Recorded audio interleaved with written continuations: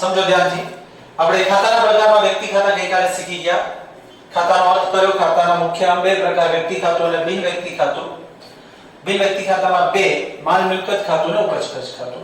એટલે આમ જોવા જઈએ તો ત્રણ વસ્તુ થઈ. વ્યક્તિ ખાતું થયું, માલ મિલકત ખાતું થયું અને ઉપજ ખર્ચ ખાતું થયું. એમાં વ્યક્તિ ખાતામાં આપણે જોઈ ગયા તો વ્યક્તિ ખાતામાં કોનો સમાવેશ થાય? તો જીવંત વ્યક્તિ આવે, દુકાન આવે, પેઢી આવે, કંપની આવે, સંસ્થા આવે, સહકારી મંડળી આવે, bank, radio, school, college, university, મૂડી, ઉપાડ, દેવાદાર, લેણદાર. એના બીજા નામ છે ગ્રાહક, વેપારી, લેણું દેવું, લેણી હુંડી, દેવી હુંડી, બેંક ઓવરડ્રાફ્ટ, શીખ્યા, પ્રોવિડન્ટ ફંડ, લીધેલ લોન, આપેલ લોન, બેંક લોન. લોન હંમેશા વ્યક્તિ ખાતું. પછી આવકવેરા રિફંડ હતું, જીવન વીમા નિગમ જીવન વીમા પ્રીમિયમ હતું, બેંકમાં ફિક્સ ડિપોઝિટ, ટેલિફોન ડિપોઝિટ ને ચાર શબ્દો જે ફિલ કરવા વાળા શબ્દો હતા. કયા કયા? ચૂકવવાના બાકી ખર્ચા, અગાઉથી મળેલા આવક, ચૂકવવાના બાકી ખર્ચા, અગાઉથી મળેલા આવક, અગાઉથી ચૂકવેલ ખર્ચા અને મળવાની બાકી આવક. તો આ બધી વાત અંદર થઈ ગઈ. હવે આપણે આગળ વધીએ છીએ, સમજો ધ્યાનથી. એના પછી બિન વ્યક્તિ ખાતા, બીજો જે પ્રકાર પડે છે બિન વ્યક્તિ ખાતા છે.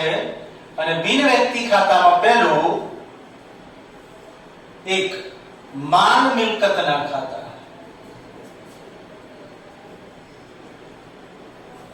સમજો ધ્યાનથી.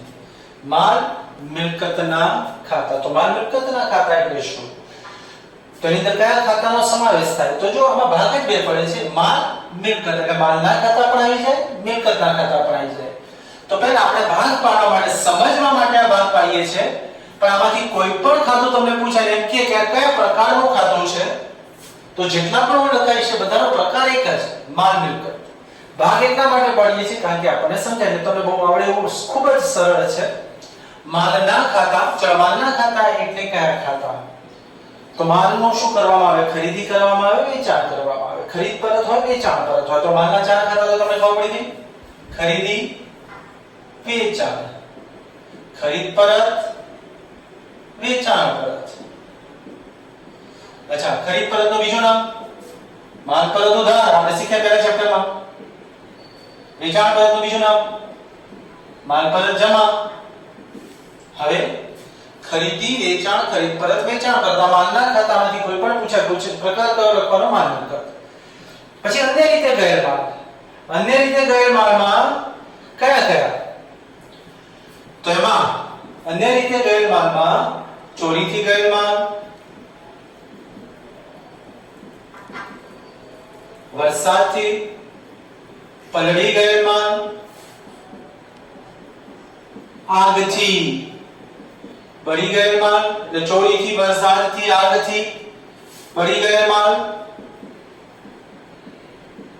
પછી આગળ જાહેરાતથી ગયેલ માલ, નમૂનાથી ગયેલ માલ. અને એક જ કહેવાય એમ તો. નમૂનાનો ઉદ્દેશ, નમૂનાથી મફત આપો એ માલ, એનો ઉદ્દેશ જાહેરાત કરવાનો જ હોય છે. એટલે જાહેરાતથી ગયેલ માલ, નમૂનાથી ગયેલ માલ, ધર્માદાથી ગયેલ માલ. ઓકે, ધર્માદાથી ગયેલ માલ. ધર્માદા એટલે શું? તો તમે માલ ક્યાં આપો? તો માલ તમે અનાથ આશ્રમમાં આપો તો એ ધર્માદા કહેવાય, મંદિરમાં આપો એ ધર્માદો કહેવાય. તો ધર્માદામાં ગયેલ માલ એટલે ધર્માદાથી ગયેલ માલ. અને ચલો, ઉપાડથી ગયેલ માલ. ઓકે, આ ત્રણને એમ પણ કહેવાય અકસ્માતથી ગયેલ માલ. ચોરીથી, આગથી, વરસાદથી, એક પ્રકારનો અકસ્માત છે. માલ ગયો તો ચોરીથી ગયેલ માલ, વરસાદથી ગયેલ માલ, ધર્માદાથી ગયેલ માલ, ઉપાડથી ગયેલ માલ, નમૂનાથી, જાહેરાતથી અને આગથી બળી ગયેલ માલ. તો આ માલના ખાતા છે. આમાંથી કોઈ પણ પૂછાય તો તમારે ખાતાનો પ્રકાર કયો લખવાનો છે? માલ મિલકત. કયા કયા માલના ખાતા? ખરીદી, વેચાણ, ખરીદ પરત, વેચાણ પરત, અન્ય રીતે ગયેલ માલ. એમાં ચોરીથી, આગથી, વરસાદથી, નમૂનાથી, જાહેરાતથી, ધર્માદાથી, ઉપાડથી. ચલો, હવે એના પછી બી, મિલકતના ખાતા. તો મિલકતના ખાતા, મિલકતો બધી તમને આવડે છે. ચલો, હવે કાયમી મિલકતો. ચલો, કાયમી મિલકતોમાં કઈ કઈ મિલકતો? કાયમી દ્રશ્ય મિલકતો તમે શીખ્યા હતા. જમીન, મકાન, પ્લાન્ટ, યંત્રો, મોટરો, વાહનો, ફર્નિચર, સોના ચાંદી, छोटा औजारो, कॉम्प्यूटर। ओके, भाડાપટ્ટાની મિલકતો। अच्छा, આ શબ્દ સમજીએ, ભાડાપટ્ટાની મિલકતો। નવો શબ્દ, ભાડાપટ્ટાની મિલકતો કોને કહેવાય? ભાડાપટ્ટાની મિલકતો એટલે શું? દાખલા તરીકે તમે ભાડેથી રહેતા હોય, કોઈ મકાન લીધું અને ભાડે રાખ્યું, કે ભાડે રાખેલું મકાન કહેવાય। ભાડા શબ્દ તો છે સાથે પટ્ટો લખ્યો છે। ભાડાપટ્ટાની મિલકત એટલે શું? તમે 20 વર્ષ, 25 વર્ષ, 30 વર્ષ, 40 વર્ષ માટે કોઈ લો છો, તે ભાડાપટ્ટો થઈ ગયો। ભાડું જુદું છે, ભાડાપટ્ટા જુદું છે। દાખલા તરીકે તમે ઇન્ફોસિટી જોયું હશે, ગાંધીનગરમાં રહેતા હશે અને ઇન્ફોસિટીની ખબર હશે। ઇન્ફોસિટીની જે દુકાનો છે 39 વર્ષના ભાડાપટ્ટે છે। સરકારે એ દુકાનોને બધું આપેલું છે, 39 વર્ષ માટે આપેલું છે। 39 વર્ષનો ભાડાપટ્ટો છે એટલે 39 લાખ રૂપિયા થયા। દાખલા તરીકે કોઈ દુકાન તમે 39 લાખમાં ખરીદી, તો તમે એના માલિક ખરા, પણ કેટલા વર્ષ માટે? 39। તો એ મિલકત તમારી ખરી, પણ કેટલા વર્ષ માટે? 39। એટલે દાખલા તરીકે ભાડાપટ્ટાની દુકાન, તો દુકાન એવું ના લખાય, ભાડાપટ્ટાની દુકાન, તો ભાડે પટ્ટે લીધી છે અને આ 39 લાખ એ આપણે એટલી મિલકત કહેવાય 39 વર્ષ માટે। તો ભાડાપટ્ટાની મિલકતો। ચલો, અદ્રશ્ય મિલકતો તમને યાદ છે? પણ અદ્રશ્ય મિલકતોમાં શું આવે? કઈ કઈ મિલકતો અદ્રશ્ય મિલકતો છે? પાઘડી, patent, trademark, copyright, franchise, licence. આ બધી આપણી મિલકતો છે। આમાંથી કોઈ પણ મિલકત પૂછાય તો તમારે પ્રકાર કયો લખવાનો છે? માલ મિલકત। પ્રકાર કયો લખાશે? માલ મિલકતનો લખાશે। ચલો, એના પછી અદ્રશ્ય મિલકતો, પછી આગળ વધીએ।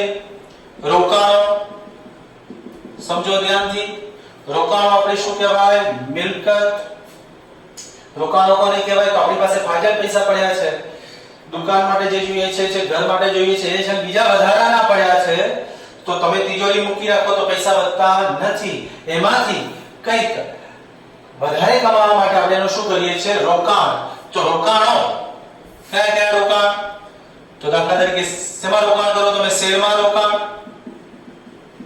દાખલા તરીકે રિલાયન્સ કંપનીના શેર, એનું ઉદાહરણ રિલાયન્સ કંપનીના શેર। હવે સમજો, એક બીજી વાત કરો, તમે રિલાયન્સ કંપની કે એકલું તો એ વ્યક્તિ ખાતામાં જશે, અને રિલાયન્સ કંપનીના શેર કે તો એ કયા પ્રકારનો ખાતો? માલ મિલકત। દાખલા તરીકે શેરમાં રોકાણ, તો એમાં રિલાયન્સ કંપનીના શેર।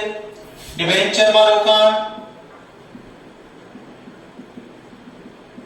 દાખલા તરીકે ટાટા કંપનીના ડિબેન્ચર।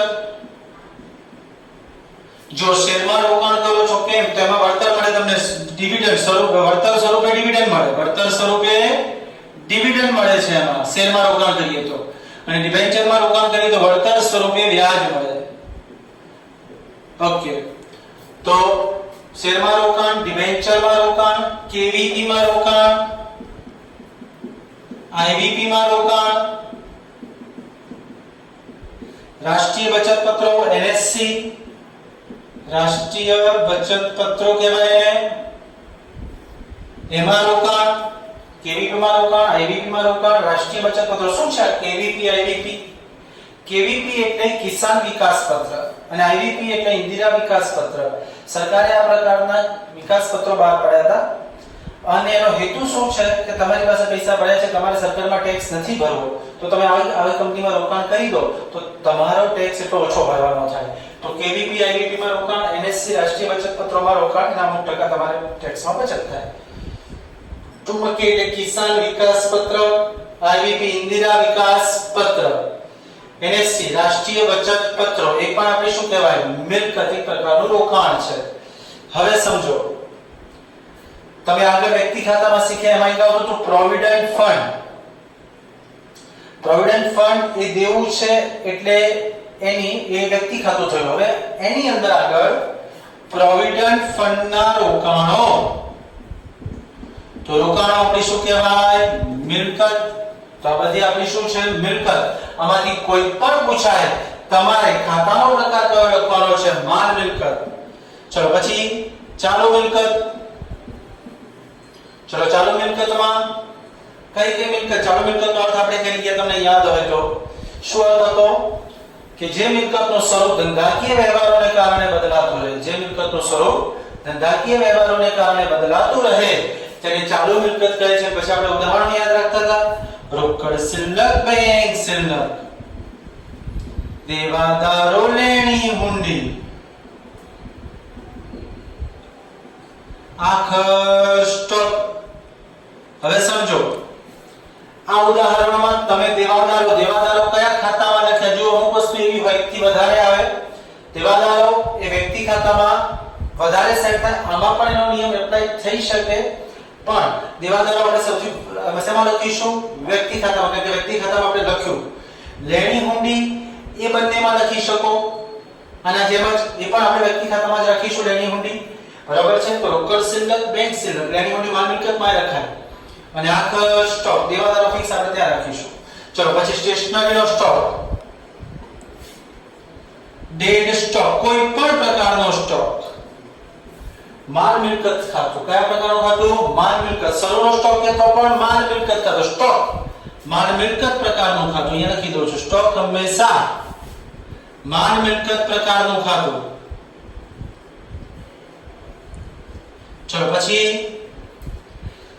ચાલુ મિલકતો થઈ. પછી અવાસ્તવિક મિલકતો સામાન્ય રીતે નહીં પૂછાય પણ છતાં લખી દઈએ. અવાસ્તવિક મિલકત ઉદાહરણો યાદ રાખવાના: જાહેરાત ઝુંબેશ ખર્ચ, સંશોધન અને વિકાસ ખર્ચ, સ્થાપના ખર્ચ, પ્રાથમિક ખર્ચ. એક વાર કરવો પડે જેનો લાભ ધંધાને લાંબા સમય સુધી મળે. આ તમે વ્યાખ્યા કરી છે વાસ્તવિક મિલકતની કે કેટલીક વાર ધંધાકીય એકમ મોટા પાયે ખર્ચ કરે છે જેનો લાભ ધંધાને લાંબા સમય સુધી મળે છે. આવો ખર્ચ એક જ વર્ષમાં માંડી વાળવામાં આવતો નથી.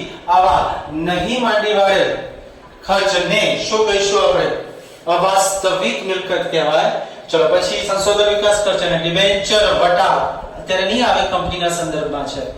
તો આ બધી તમે મિલકતો લખી. એમાં પહેલા માલના ખાતાની પછી મિલકતોના ખાતામાં કાયમી મિલકતોનો પ્રકાર, દ્રશ્ય, અદ્રશ્ય, રોકાણો, ચાલુ મિલકત. આમાંથી કોઈ પણ પૂછાય તમારે ખાતાનો પ્રકાર કયો લખવાનો છે? માલ મિલકત.